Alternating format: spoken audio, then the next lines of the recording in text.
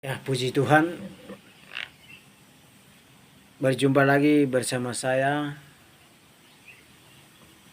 Pada siang hari ini saya berada di tempat ini dan saya sedikit sosialisasi tentang kehidupan sehari-hari kita. Jadi kita sebagai manusia adalah segambar serupa yang Tuhan diberikan kepada kita. Tetapi kita selalu bingung tentang ajaran Kristus yang sebenarnya. Yaitu seperti apa kita tahu. Kita sebagai mahasiswa teologi mengetahui bahwa cara bagaimana ajaran Kristus yang mulai dari Yerusalem, Bethlehem sampai ke ujung bumi. Cara apa yang Tuhan diambil dan langkah apa yang Tuhan memakai. Harus kita sebagai anak-anak muda yang sedang berkuliah di teologi, kita harus belajar lebih dalam. Dan kita harus sangat penting juga referensi ayat-ayat yang tertentu di dalam ayat-ayat Alkitab. Kita harus sosialisasikan sesuai dengan kemampuan kita, ilmu yang kita sudah memiliki, ilmu yang kita dimiliki, supaya itu adalah salah satu kisah atau salah satu sejarah membuat masa depan kita. Karena nanti kita ini adalah salah satu pemimpin yang besar untuk di Papua dan di Indonesia. Jadi kita sebagai mahasiswa teologi atau kita sebagai mau jadi calon-calon hamba-hamba Tuhan, kita sangat penting itu mengetahui tentang sejarah. Yaitu sejarah-sejarah gereja-gereja yang ada di dunia ini. Beberapa gereja yang ada di dunia ini. Jadi kita sama-sama belajar. Bukan saya sudah tahu, saya sudah mengetahui tidak, tetapi saya ingin belajar lebih dalam. Supaya apa itu kasih Allah, apa itu Yesus Kristus, apa itu iman Kristen, apa itu cara penyembahan, dan cara-cara atau ciri-ciri banyak yang ada di dalam sejarah-sejarah itu. Supaya kita sama-sama mengetahui, kita sama-sama memfafalkan dunia pendidikan, dunia pelayanan. Oke, nanti daerah memberikan salah satu wewenang atau salah satu tugas dan tanggung jawab kita, harus kita juga membersosialisasikan atau kita juga siap bertanggung dan kita siap melayani demi Tuhan. Kita melayani demi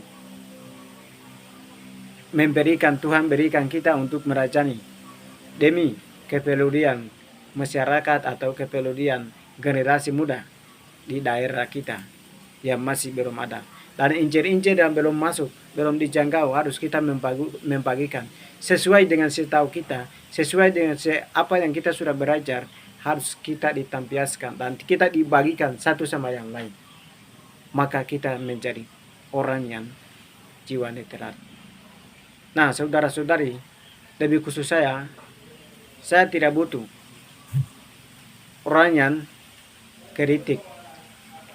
Orang yang selalu kritik saya tidak butuh. Orang pintar saya tidak butuh. Tetapi hanya saya butuh adalah orang yang jiwa netral. Dan orang yang jiwa membangun. Dan otak yang terbuka. Pikiran yang sudah luas. Itu adalah jiwa-jiwa hamba Tuhan. Tetapi dia membenci orang, membenci agama-agama lain, dan dia memutarbalikan agama, berarti bukannya dia orang yang jiwa netral, tetapi dia masuk tentang kritik mematikan kita, kritik mematikan. Jadi kita belajar kritik membangun untuk kepentingan daerah, kepentingan generasi ke generasi, dan kepentingan suku dan bangsa. Karena kita hamba-hamba Tuhan. Tidak mungkin saya di Intan Jaya jadi saya melayani di Intan Jaya saja, bukan. Saya di Provinsi Papua Tengah jadi saya di Provinsi Papua Tengah melayani di 8 kabupaten saja. Tidak. Tetapi kita utus oleh Tuhan untuk melayani Tuhan. Maka kita bisa melayani di luar Papua dan di Papua. Dan di luar negeri juga kita bisa pergi. Karena ini adalah wewenang kita. Ya Tuhan diberikan kepada kita. Salah satu tugas dan tanggung jawab kita. Maka kita harus belajarlah cara sejarahnya, cara tafsirannya. Nah, penafsiran kita harus penafsir. Mencari seorang penafsir yang benar. Jangan seorang penafsir yang berkosa kasir. Nah, berkosa kasir. Jadi kita sangat penting memiliki Jehovah, Elohim, Yile yang benarnya. Mari kita belajar sama-sama. Terima kasih, Tuhan Yesus berkati. Shalom. Shalom. Dan belajarlah apa yang kata-kata saya. Jangan baik dipetik, jangan tidak baik dibuang. Terima kasih. Tetap semangat, tetap melayani Tuhan. Saya dibangga engkau dan engkau bangga saya. Mari sama-sama kita belajar tentang Injil Kristus. Injil Kristus.